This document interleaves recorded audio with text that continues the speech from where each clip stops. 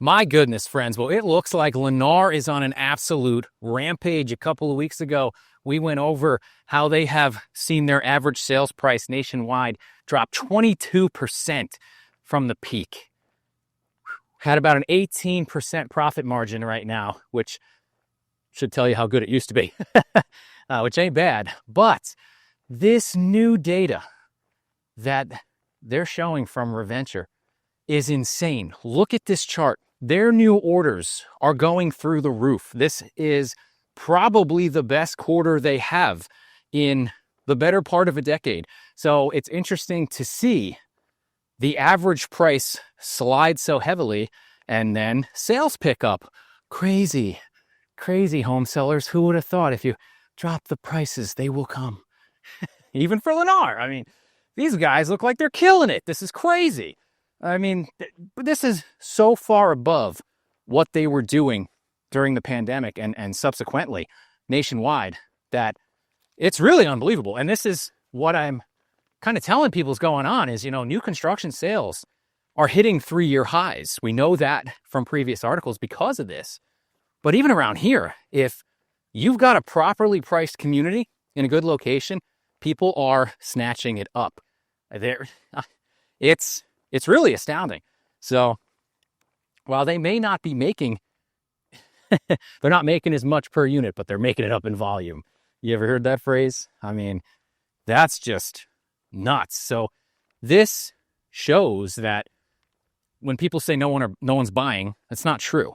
And I've constantly maintained through all of this, people are buying at the prices that make sense to them. But why I think Lennar and subsequently other home builders are seeing such good volume is because resale home sellers haven't got the memo. For 2 years, I've been banging on that drum that they're going to price you out, guys. They're going to beat you out on price. They're going to outcompete you. You can't offer what they can. And now, here it is. You have resale inventory lingering. Don't get me wrong, there's too much new construction inventory too, which is mostly why this is happening. But if they are going to buy, most people are pushing towards new construction because looking at 20-year-old homes that need to be completely remodeled for a comparable price is absolutely insane.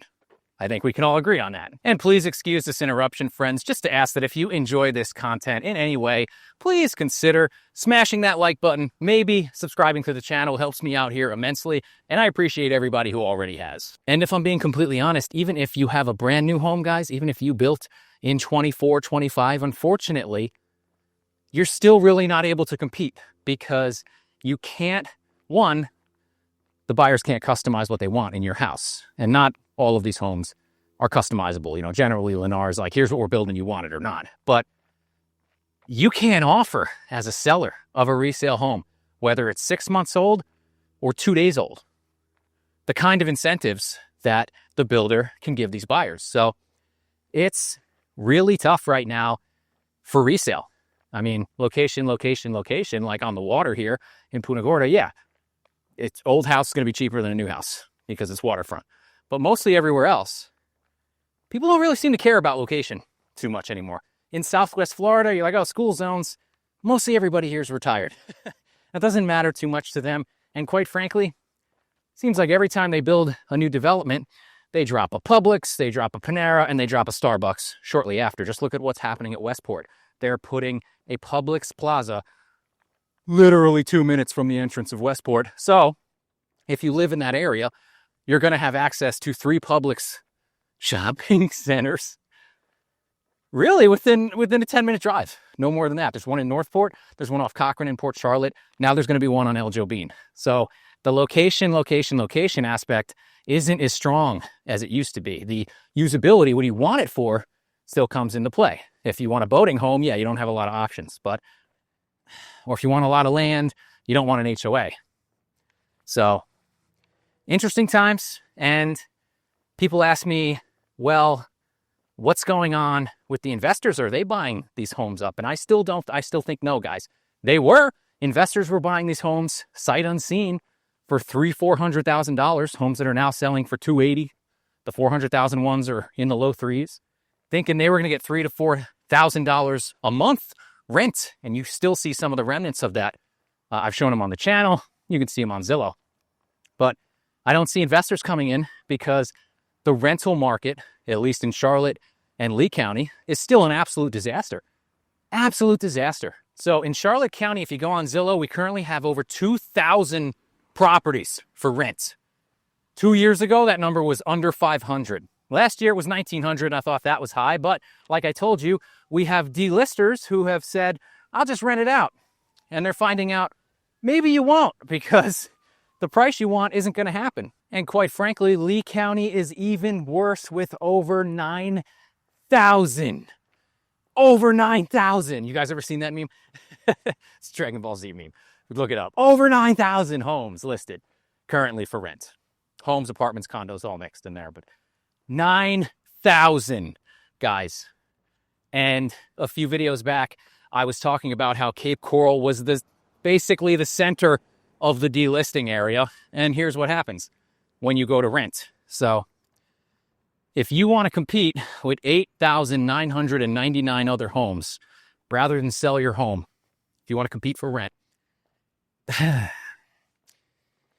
I don't know. Because now you're in a tough spot. Now you pulled your home off the market because you can't sell it, and you put it up for rent and you can't rent it. So what do? Now, a lot of people, investors specifically, who bought cash when the madness was going on, are probably fine. They're taking it as a loss, a write-off, most likely. So how long, though, I've always maintained, how long do you roll that dice until we've been very fortunate this year? No storms yet. How long do you roll that dice? Or maybe that's what they're hoping for. Maybe they're like, oh, please, just let something sweep it away. Take my check and get out of here. I don't know. Now, interestingly enough, seasonal rentals, starting to see a bit of a resurgence here, had a terrible 2025, but the interest in coming here seasonally is ticking up. And from what I'm seeing, from what you guys show me on the channel in the comments section, is it's people that may have purchased years ago, but still are not comfortable at the prices in the area. So they're going to rent because the seasonal market got blasted for various reasons. One, those prices were too high. Two, our tourism went down from where we were when we were the only state open. And then three, you have the Canadians not showing up. So that's put downward pressure on seasonal rents, which has opened it up for people who previously may not have considered that. So had a customer of mine purchase a really nice house in Venice recently and is not going to use it half the year, so wanted to rent it out. And they put that thing on the market and in 2 days had it rented seasonally. I was like, wow, okay, awesome. Awesome. But again, that's really only been 2 customers of mine out of dozens this year that were looking to do any sort of rental like that. But it does feel good when it works out for them. And that's someone who's going to use the property half the time. So does investing, does landlording make sense for most people right now? I don't know. I'd argue probably not. You know, they have the 1% rule, which is if you're going to buy a house as an investment, it needs to rent for 1% of the purchase price. So a $300,000 house better bring you $3,000 a month. That's not going to happen where you can buy $300,000 houses.